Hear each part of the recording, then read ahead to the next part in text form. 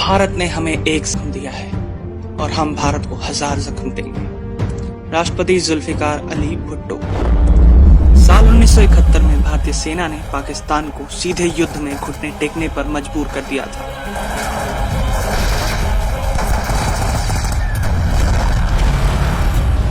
करीब 90,000 की पाक सेना ने भारतीय सेना के सामने सरेंडर कर दिया था, लेकिन इस अपमान को पाकिस्तान कभी नहीं भूला।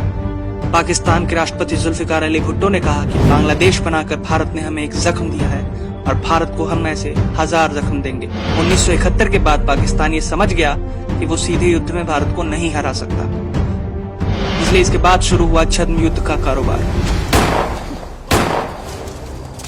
सबसे पहले पंजाब में आग भड़काई गई और देखते ही देखते पंजाब खालिस्तान की आग में जलने लगा।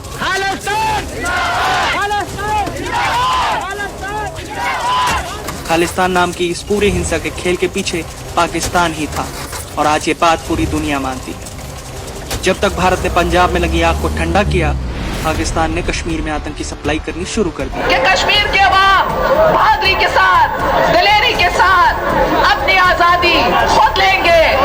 हर शहर से एक ही आवाज बुलंद होगी, आजादी।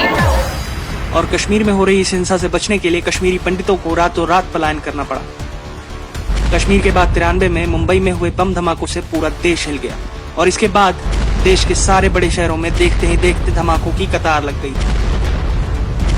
2008 के मुंबई हमले में तो करीब 150 निर्दोष लोगों को जान गंवानी पड़ी और सैकड़ों घायल हुए।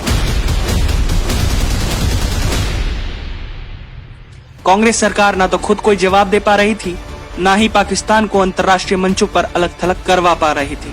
पाकिस्तान के प्रधानमंत्री नवाज शरीफ ने तब के प्रधानमंत्री मनमोहन सिंह को देहाती औरत तक कह दिया, जो रोज रोज अमेरिका से शिकायत करने पहुंच जाते। भारत 1000 जख्म सहेगा। भुट्टो की कही ये बात एक बार को सच साबित होती लग ही रही थी, लेकिन फिर आया 26 मई 2014 का वो दिन जब नरेंद्र दामोदर दास मोदी ने भारत के प्रधानमंत्री पद की शपथ ली। मैं नरेंद्र दामोदर दास मोदी ईश्वर की शपथ लेता हूं कि प्रधानमंत्री बनने के बाद मोदी जी ने पाकिस्तान को सुधरने के कई मौके दिए। नवाज शरीफ को अपने शपथ ग्रहण में बुलाया, खुद उनसे मिलने पाकिस्तान भी गए, लेकिन जिस तरह कुत्ते की पूंछ सीधी नहीं हो सकती थी, उसी तरह पाक भी सुधर नहीं सकता। और फिर हुआ 2016 में उरी का आतंकी हमला।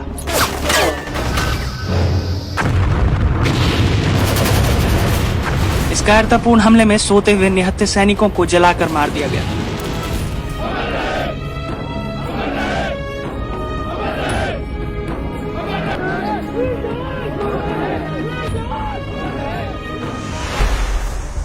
अगर कांग्रेस का भारत होता तो निंदा करके, चेतावनी देकर, पाकिस्तान से शिकायत करके शांत हो जाता, लेकिन ये मोदी का नया भारत था। सरेआम घोषणा कर दी गई कि हम बदला लेंगे। ये हमारा सिद्धांत है, हम घर में घुस के मारेंगे।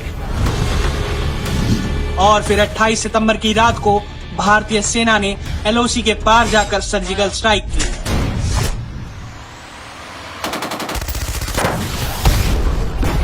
और पाकिस्तान में बैठे हुए आतंकियों को चुन चुन कर मौत के घाट उतार दिया। पूरा विश्व भारत की इस कार्रवाई को देखकर दंग रह गया। लेकिन ये बात सीमा के उस पार वालों के साथ साथ कई इस पार वालों को भी पसंद नहीं आई। पाकिस्तान को तो इस सर्जिकल स्ट्राइक से ये संदेश चला गया कि भारत और जख्म सहने के मूड में नहीं। अब अगर हमारा खून बहा तो तुम्हारा भी बहेगा।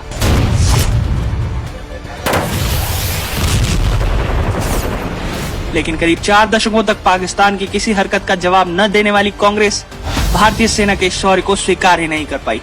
भारतीय सेना ने सर्जिकल स्ट्राइक्स कल उन लॉन्च पैड्स के ऊपर किए हैं। सेना से सबूत मांगे गए। पीएम मोदी को खून का दलाल तक कहा गया। जो हमारे जवान हैं, जिन्होंने अपना खून दिया है, जम्मू कश्मीर में जिन्होंने अपना खून दिया है, जिन्होंने हिंदुस्तान के लिए सर्जिकल स्ट्राइक किया है, उनके खून के पीछे आप छुपे हुए हो, उनकी आप दलाली कर रहे हो। भारतीय नेताओं के बयान पाकिस्तानी मीडिया में छापे गए। कांग्रेस को अपनी इस घटिया हरकत की कीमत 2019 के चुनाव में चुकानी पड़ी और पाकिस्तान को एक बात समझ में आ गई, ये नया भारत है जो घर में घुसकर मारता है।